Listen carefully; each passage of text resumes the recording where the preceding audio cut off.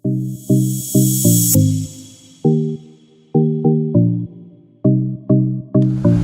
guys, Halo sobat muda yang terkasih dalam Yesus Kristus, khusus buat kamu OMK Dekanat Lombata, OMK Dekanat Adonara, OMK Dekanat Larang Tuka. dan OMK di Pulau Solo. Berjumpa bersama saya Monica Bataona. Dan saya Rian Dias.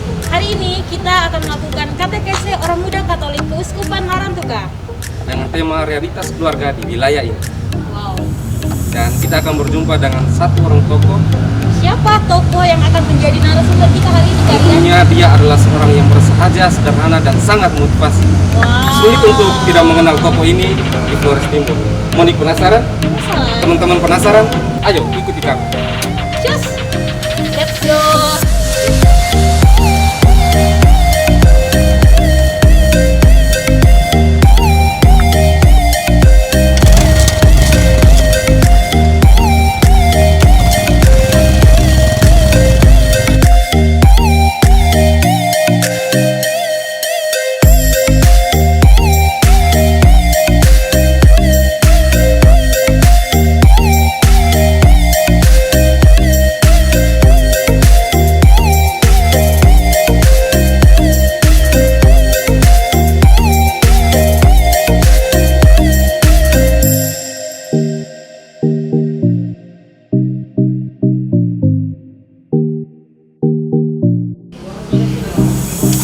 Jadi guys, kita sudah tiba di rumah narasumber kita di minggu pertama ya kalian.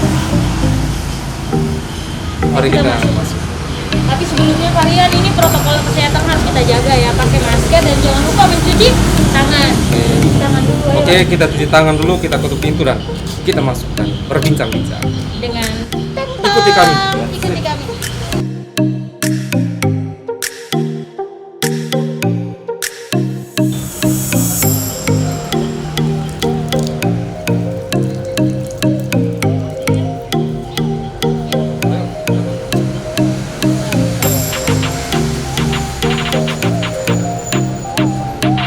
Selamat sore.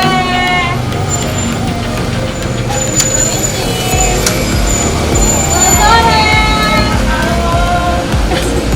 Mau perlu dengan bapak ya? Oh, ada kemarin. Ayo, makasih.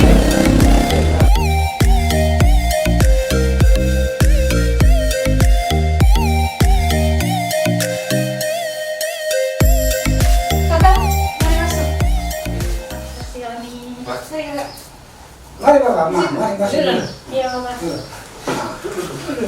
Makasih, Bapak. Benar. Baik Bapak, ini kami berdua dari OMK Keuskupan Larang Tuka. Oh, no, ya. Jadi sore ini kami datang untuk kegiatan katekese orang muda Katolik Keuskupan Larang Tuka di minggu pertama, Bapak.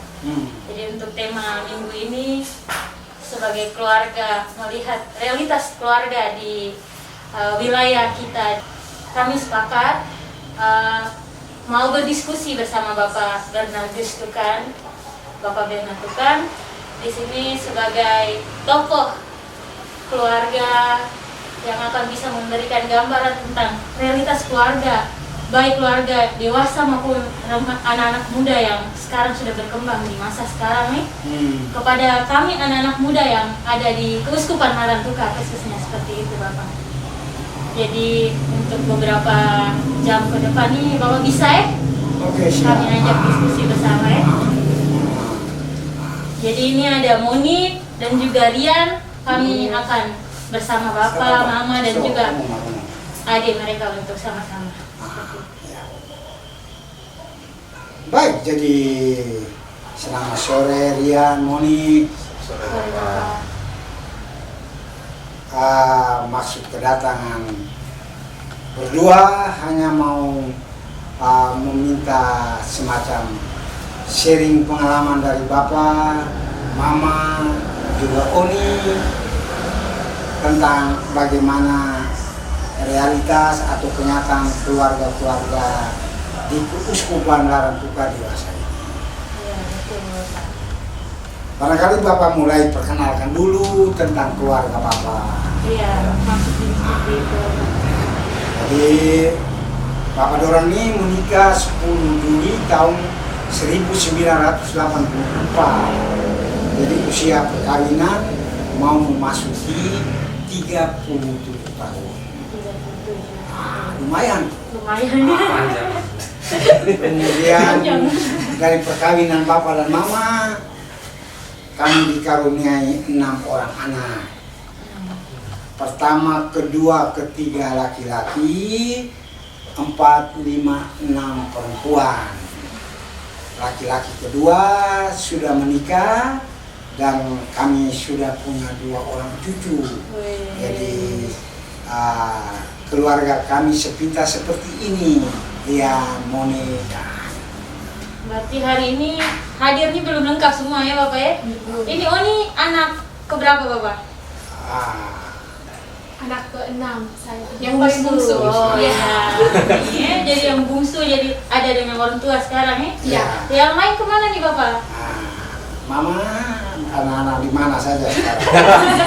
Yang pertama di Jakarta, yang kedua di sini sekeluarga, yang ketiga berlayar, yang keempat ada keluar, yang kelima di Jogja.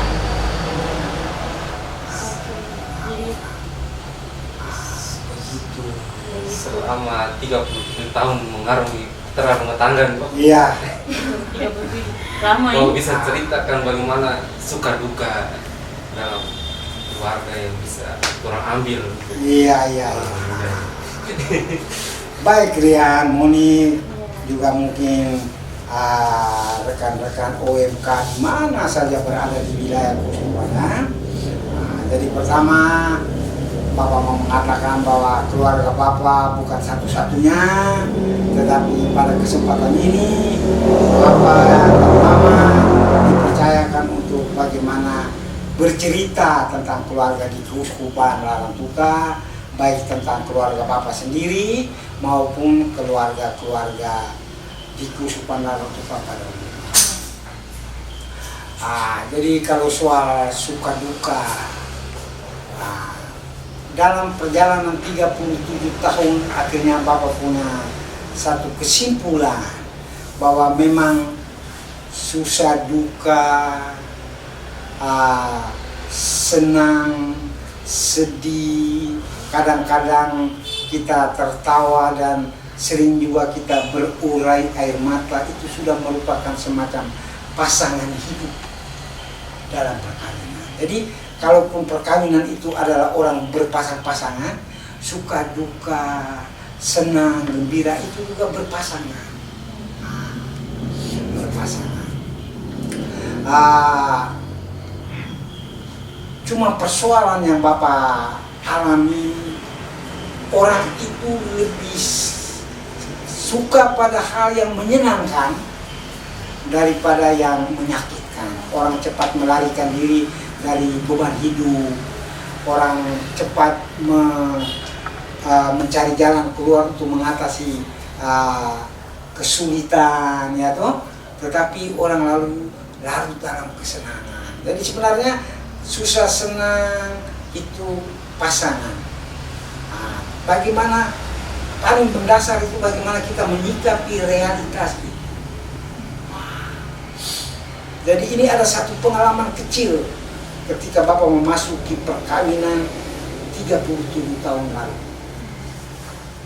Ada seorang ibu, dia memberikan kado jelang perkawinan berupa sebuah Alkitab. Di depan halaman paling depan itu dia tulis, "Pikulah salibmu sampai ke Golgota." Kalimat itu sederhana, tetapi sangat menginspirasi Bapak selama perjalanan hidup perkawinan. Tidak gampang Moni, tidak gampang dia membesarkan 6 anak. Dengan ya pekerjaan Bapak tentu Flores Timur, kau pernah tahu. Orang bisa bilang kerja serabutan. Tapi menapak hidup itu dengan keyakinan. Kalau Bapak mau pakai bahasa Alkitab, ya dalam syarat itu tuh hidup perkawinan itu bukan sebuah tamasya, Jadi keliru sekali kalau kita berangkat memasuki kehidupan perkawinan hanya membayangkan kita akan mengalami firdaus penuh dengan susu dan madu. Itu kita keliru besar. Jadi kalau bahasa Alkitab, kadang kita berada di Tabor, sukacita Tabor, tapi kadang kita harus berada di Getsemani, jalan saling menuju keluarga. Dan kalau kita menyikapi hidup pada umumnya dan hidup keluarga sebagai jalan salib, di situ kita mempunyai harapan. Kita mempunyai satu harapan. Kita tetap berjalan, tetapi kalau kita tidak melihat itu sebagai sebuah jalan salib, ada nilai spiritualnya, itu fatal. Atau bagaimana mungkin mama punya pengalaman, untuk sementara bapak melihat suka duka hidup itu seperti itu. Barangkali mama bisa tambah sedikit. Mama bisa menambahkan kisah yang paling paling bermakna untuk mama, seperti dalam perjalanan 37 tahun perkawinan ini tuh yang mungkin paling sedih yang di saat mama menghadapi keluarga ini mengalami rasanya jatuh atau itu seperti apa mama? Ya, waktu masih kecil anak sakit, Humberto, waktu itu kejang.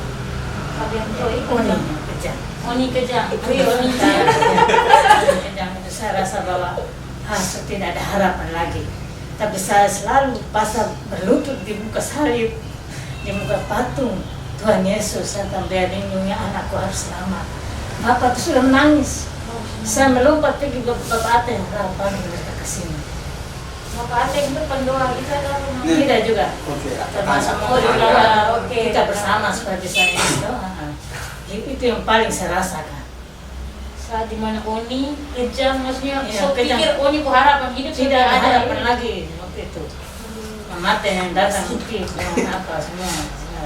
Terus doa yang saya keliling rumah tuh malam itu jam 2 malam tuh jalan sembahyang keliling rumah kemana.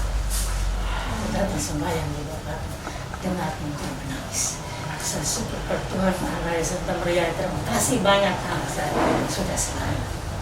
Ini Oni. Di momen seperti itu ya mama merasa sudah sangat putus asa Oni, tapi ternyata tuh berkenan lain Oni masih ada bersama kami semua di sini. Puji Tuhan. Sehingga Bapak sambungnya dari apa yang mama sampaikan, dari sebuah pergumulan hidup dalam hidup perkawinan kami itu antara lain bagaimana orang Nagi bilang sakit peniruan.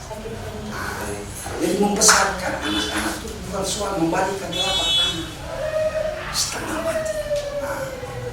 Bagaimana situasi kritis. Terlebih juga mama punya badan ini. Mamanya nyaris itu sudah sekian.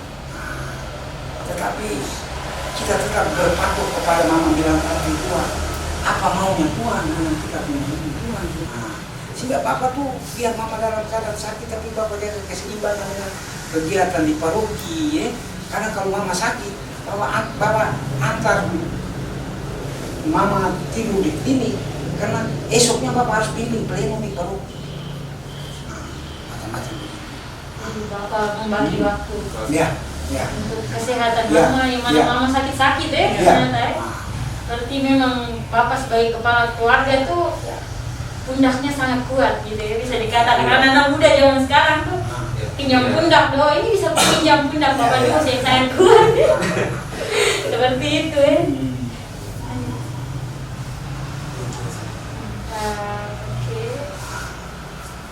Itu kan berkaitan dengan pengalaman Bapak dan Bapak. Kemudian kalau Bapak harus juga bisa menyambungi bagaimana dengan realitas keluarga-keluarga di buka. Bapak itu punya sebuah keyakinan bahwa umumnya keluarga-keluarga itu berkehendak baik. Tidak ada satu keluarga pun yang secara sengaja dan berencana untuk menyusahkan hidup.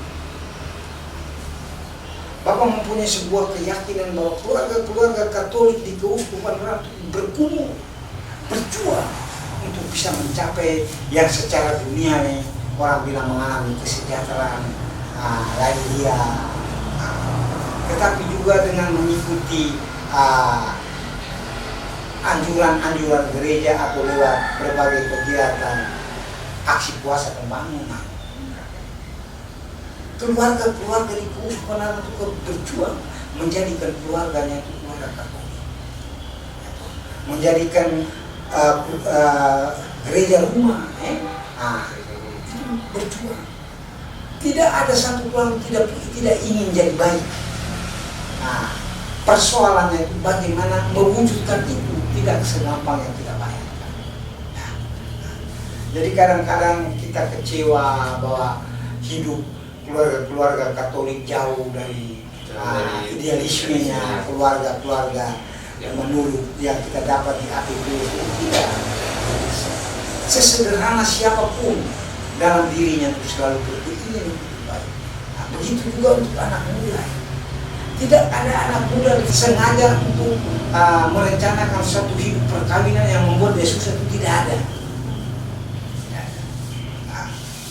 Atau ingin supaya berumah tangga, hanya itu tadi, mewujudkan seperti itu ya. Ada jurang besar antara generasi dulu dan generasi sekarang, dan itu juga terjadi pada urusan rumah tangga pernikahan. Bapak dengan cukup lama, dengan 37 tahun pernikahan, dengan suka duka yang sudah Bapak ceritakan tadi. Hal itu juga terjadi dalam realitas kehidupan perkawinan muda di zaman sekarang, bahwa ada banyak perkawinan yang mirip suka dukanya tapi gagal menyelesaikan suka dukanya, sehingga terjadinya pembatalan pernikahan, perceraian yang semakin merebak. Meskipun pernikahan Katolik adalah pernikahan yang satu sampai mati. Bagaimana Bapak memandang hal ini, membandingkan kehidupan pernikahan Bapak dulu dengan melihat realitas yang terjadi di zaman sekarang? Baik, Rian, Monik, anak-anak muda di mana saja berada, bahwa Bapak sampai usia perkawinan 37 tahun itu sebenarnya bukan hal luar biasa, juga bukan prestasi. Begitu banyak keluarga yang melampaui usia itu. Ada yang sempat merayakan emas perkawinan, bahkan sampai dengan lebih dari itu. Sementara persoalannya ada yang ya istilahnya seumur jagung. Nikah belum beberapa waktu lalu mulai muncul fenomena istilahnya bisa ranjang, lalu lebih lagi mengarah kepada perceraian. Jadi bagaimana perkawinan itu mengembangkan ya istilahnya itu spiritualitas, jadi cinta itu terus ditunda. Jadi waktu muda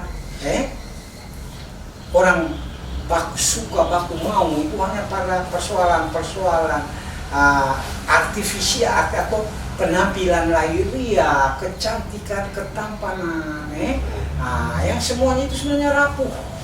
Kalau kita berangkat dari situ itu kerapuhan yang sedang kita rawat.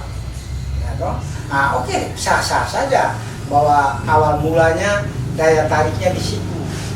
Tetapi perkawinan itu harus mengalami sebuah dinamika pertemuan secara batiniah. Bagaimana pasangan itu lalu mengalami sebuah cinta yang semakin istilahnya semakin sejati. Jadi sudah melampaui gairah-gairah insani. Dia sudah masuk ke wilayah tanggung jawab, artinya wajib melakukan itu, karena kalau tidak melakukan itu berarti kita telah melanggar sebuah aturan atau sebuah ketentuan. Jadi bahwa orang nikah dan tidak meninggalkan perkawinan begitu saja, itu sebenarnya terikat oleh sebuah kewajiban yang diatur oleh hukum. Dalam hal ini kalau gereja punya hukum tersendiri gitu ya toh. Dan di sini yang menurut Bapak bahwa banyak yang tidak berangkat dari satu kematangan, tidak memiliki tanggung jawab untuk membangun keluarga. Yang terjadi itulah ya istilahnya keterlanjuran. Keterlanjuran itu artinya sangat luas ya. Nah, terlanjur berpasangan, lalu terlanjur dikukuhkan sebagai suami istri, tetapi kematangan itu belum dimiliki. Ya, nah, lalu di dalam perjalanan tidak mengalami sebuah pengembangan, pertumbuhan secara spiritual. Ya. Nah, sehingga untuk anak muda sekarang itu sangat rentan. Nah, itu juga sebenarnya satu soal yang sederhana, bahwa bagaimana kesanggupan kita itu bertahan dalam penderitaan. Orang itu setia dalam untung dan malam. Bagaimana setia dalam untung dan malam? Bagaimana orang itu setia menanggung penderitaan dengan sebuah harapan di balik mendung ada fajar yang akan terbit. Atau bagaimana mama punya kesan itu coba mungkin. Bapak guru. Tapi saya bukan lihat dari pekerjaannya. Saya melihat bahwa bapak yang satu orang yang tanggung jawab. Jadi di situ saya milih dia bahwa dia orang tanggung jawab. Karena saya ya termasuk bungsu jadi agak manja. Tapi lihat bapak itu orang yang betul-betul kuat dalam hal untuk tanggung jawab keluarga. Bapak anak keberapa? Dalam keluarga. Bapak anak ke-6 juga. Sama dengan mungkin ke-6. Oke. Mama sedangkan mama bungsu. Bapak masih ada adik-adik? Masih. Oke. Berarti bapak tetap lebih istilahnya dewasa dari mama waktu itu. Jadi memang bapak memilih mama sama. Tapi waktu itu bapak sudah tahu mama sakit juga? Belum. Oke, tapi dengan jalan seperti itu, Bapak memberi kepada kita satu realitas sih, bahwa tanggung jawab yang Bapak janjikan kepada mama. Tanggung jawab. Ya. Jadi itu tadi, untuk generasi muda tidak hanya dalam hal perkawinan saja. Segala sesuatu yang mau kita lakukan itu harus berangkat dari tanggung jawab. Artinya dengan sebuah pertimbangan yang matang. Bahwa apa yang kita lakukan itu baik, benar. Gitu.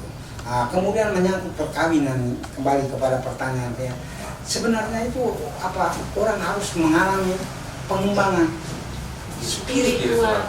Jadi perkawinan bukan sebuah ritual dengan penerimaan sakramen nikah, ya toh, dan sebagainya. Tapi dia merupakan satu pergumulan hidup yang dan itu dia tumbuh. Dan ada satu hal yang ingin Bapak sampaikan dalam refleksi 37 tahun.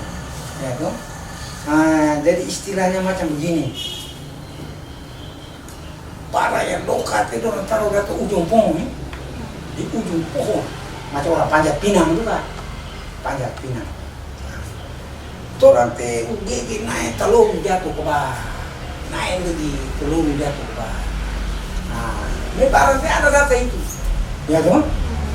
Kalau orang putus asa, maka yang begitu luar biasa itu orang tidak akan capai sepanjang hidup orang. Maksud Bapak tuh makin tua baru orang merasa bahwa cinta tuh, kebahagiaan cinta tuh di ujung itu sebenarnya. Kesenangan cinta itu seks pada awal perkawinan. Ya toh? Ya. Dia sangat menggairahkan, tetapi dia sangat rapuh dan fana. Dia sangat rapuh dan fana. Tetapi bagaimana kebahagiaan cinta yang diperoleh? Bapak sering mengatakan mulanya kita merangkul raga, tapi bagaimana cinta itu sampai pada memeluk jiwa. Memeluk jiwa itulah kesetiaan, akan dijamin. Itu engkau ada di mana saja bukan soal. Tapi kalau engkau berhenti di memeluk raga, rapuh. Tegang aku perlu bini sekarang sini, esok perlu orang lain di sebelah, orang dia. Tetapi kalau orang terikat oleh kesatuan jiwa, itu tidak dicela orang masuk, tidak ada celah. Tetapi kalau orang hanya mengandalkan persatuan raga, celahnya sangat besar. Jadi macam orang anak muda nih, jangan terputus asa. Karena Tuhan Allah taruh kebahagiaan itu di ujung siaran ini.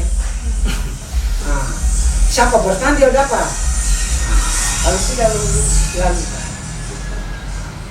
Berarti itu orang anak muda itu harus semangat, tidak boleh putus asa ya Bapak ya. Nah, Omong anak muda nih, Bapak pun punya anak dalam Ya. keluarga ya, anak-anak yang memang ya. ada yang sudah menikah, Ya. terus ada juga yang memang sudah usia menikah, dan ada yang macam baru Oni mereka memang masih kuliah seperti itu. Ketika mereka ingin membangun keluarga atau sekarang realitasnya banyak anak-anak juga yang memilih tidak ingin membangun keluarga. Pandangan Bapak kepada generasi sekarang itu seperti apa? Khususnya anak-anak, baik anak-anak Bapak maupun anak-anak muda yang ada di Uskupan Larantuka sendiri. Ya.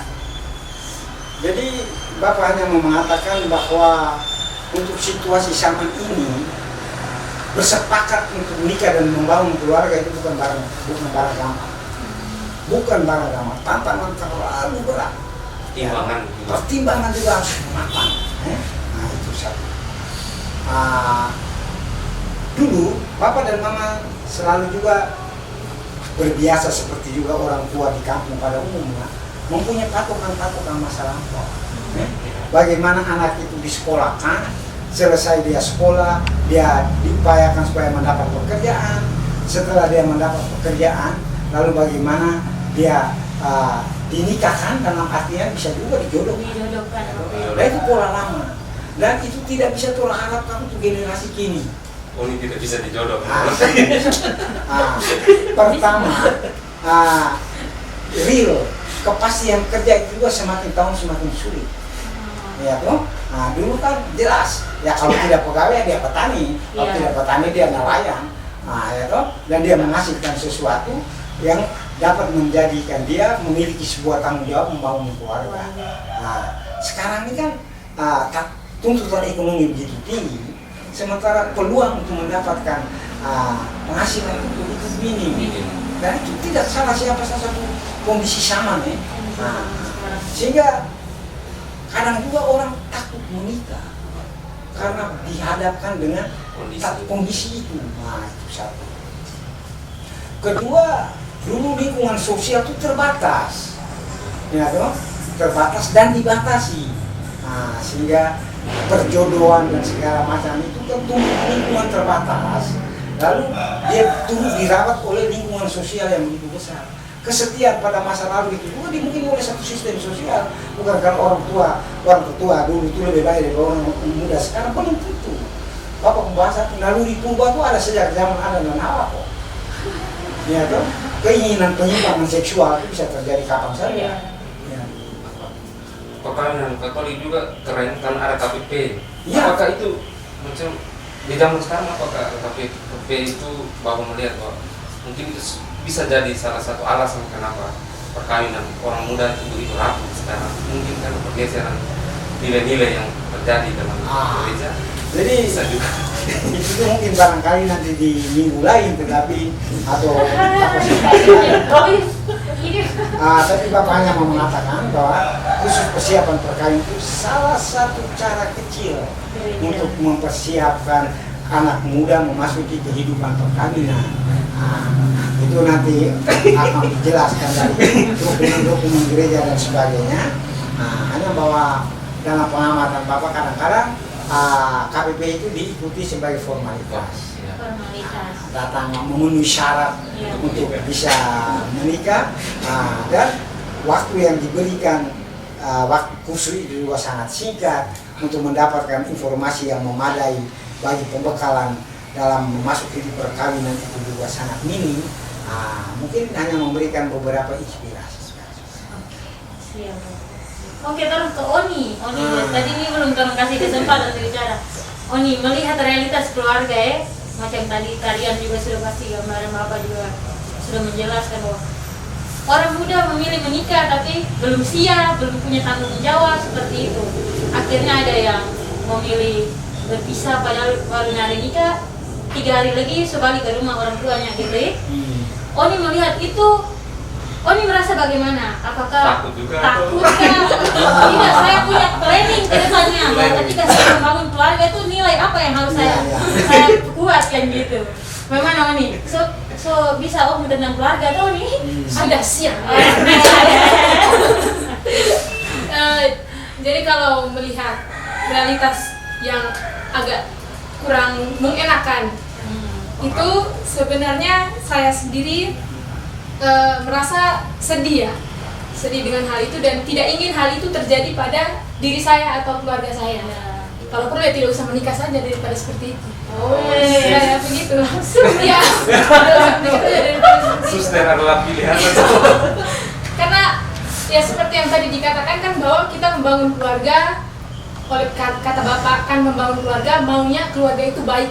Tidak ada yang membangun keluarga dengan tujuan tidak jadi baik. Jadi menurut saya lebih baik kita jalani sebaik-baiknya masa muda kita, temukan pasangan yang memang cocok, pikirkan matang-matang terlebih dahulu sebelum memutuskannya. Begitu. Kalau memang tidak yakin ya tidak usah. Baik. Ya daripada di tengah jalan nanti timbul persoalan, nanti berpisah, belum lagi omongan-omongan tetangga terhadap kehidupan keluarga kita. Jadi lebih baik kita pikirkan baik-baik. Begitu kalau dari saya. Bagaimana Bapak menanggapi itu? Ada tambahan Bapak? Ini generasi beda ini. Dengar omong Bapak kaget. Itu saja kita akan diambil dong. Suasana untuk membangun percakapan yang agak serius seperti ini kan belum pernah terjadi. Ya Bapak tidak mengerti bahwa dia punya pandangan tentang menikah atau tidak.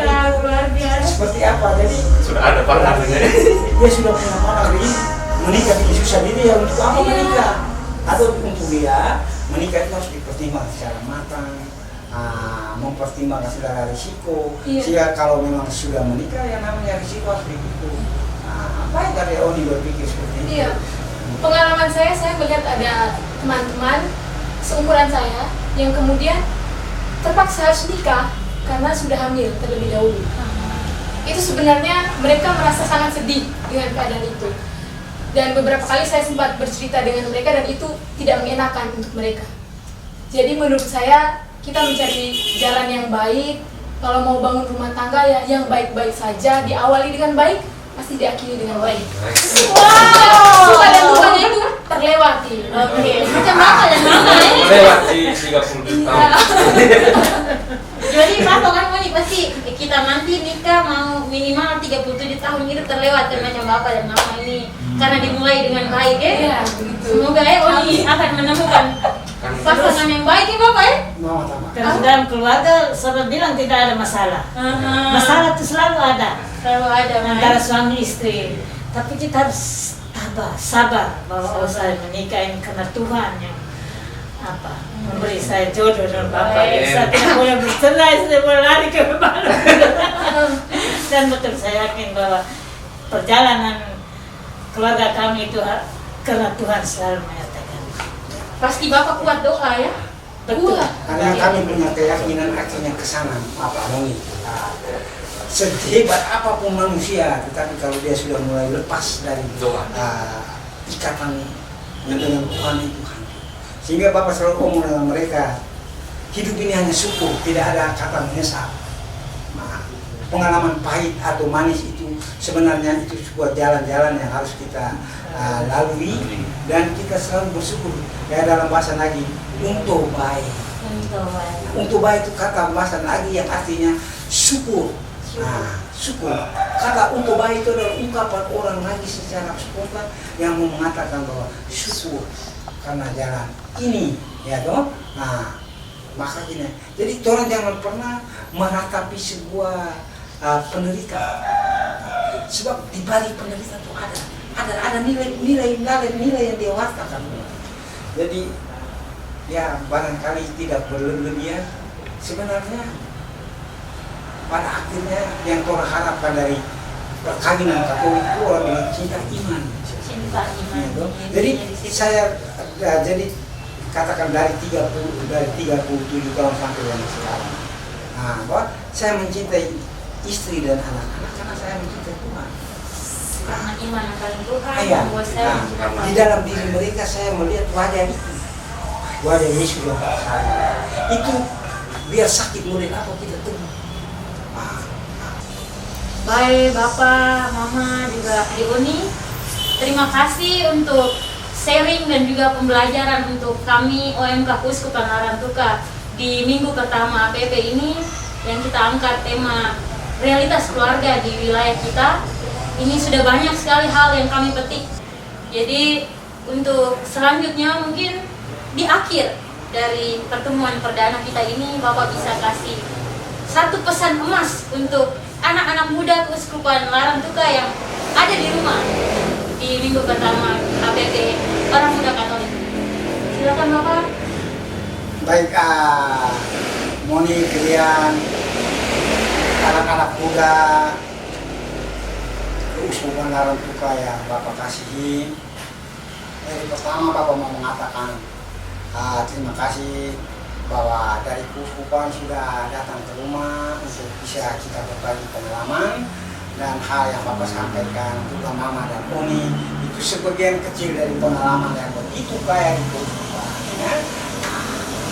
Kemudian sebagai pesan akhir Bapak mau mengatakan ini, sejak awal penciptaan dan sepanjang sejarah Tuhan itu meletakkan begitu banyak potensi dalam diri manusia, khususnya kaum muda. Keadilannya itu kekal abadi. Persoalannya sekarang itu bagaimana kita mendapat ruang-ruang atau peluang-peluang atau situasi yang kondusif untuk pengembangan potensi-potensi yang ada dalam diri kita untuk menjadi semakin lebih baik. Kita membayangkan Tuhan itu sedang berdiri menunggu dalam kesunyian menanti kita pulang dan mau meminta apa dari kita. Sehingga kalau pesan Bapak untuk anak muda seluruhnya, jangan pernah berputus asa. Jangan melihat masa depan itu suram, tetapi bangunlah harapan untuk menyongsong hari esok yang lebih baik. Dan di atas segala-galanya kita berjalan bersama Tuhan. Itu harus yakin. Itu bukan soal sekedar ini informasi, tetapi yakin. Bapak dan Mama selalu mengatakan bahwa perjalanan hidup kami betul-betul kami rasakan bagaimana Tuhan itu di depan sepertinya menjadi penunjuk jalan, penuntun bagi kami. Sebab begitu banyak hal yang secara kasat mata kami tidak bisa buat. Tetapi orang bilang kalau mujizat itu tetap ada sampai sekarang. Jadi anak muda sekalian, jangan pernah tinggalkan Tuhan. Ketika kita tinggalkan Tuhan, cerita semua selesai. Maka mari dengan cara masing-masing mulailah mendekatkan diri dengan cara-cara baru.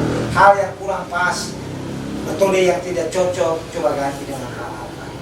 Kira-kira demikian sehingga kita bisa mendapatkan satu generasi muda Keuskupan Larantuka ke depan yang boleh dikatakan menampilkan nilai-nilai iman Katolik dalam kehidupan perkawinan dan keluarga. Terima kasih banyak untuk kebersamaan. Yeay, terima kasih Bapak, Mama. Oke guys, teman-teman muda Keuskupan Larantuka yang terkasih, terima kasih karena sudah bersama dengan kami dalam KTKC Orang Muda Katolik di minggu pertama ini. Kita akan berjumpa lagi di minggu selanjutnya dengan tema Keluarga Katolik menciptakan generasi baru. tentunya akan ada narasumber yang tidak kalah hebatnya dari narasumber kita yang hari ini. Dan siapa dia? Nantikan di video kami berikutnya. Ya, tentunya ada teman-teman dari Dekanat Adonala yang akan bersama kita di minggu berikutnya. Jadi teman-teman jangan kemana-mana, tetap stay di akun Komsos Keuskupan Larantuka dan bersama saya Moni Dan saya Rian. Sampai jumpa. Sip.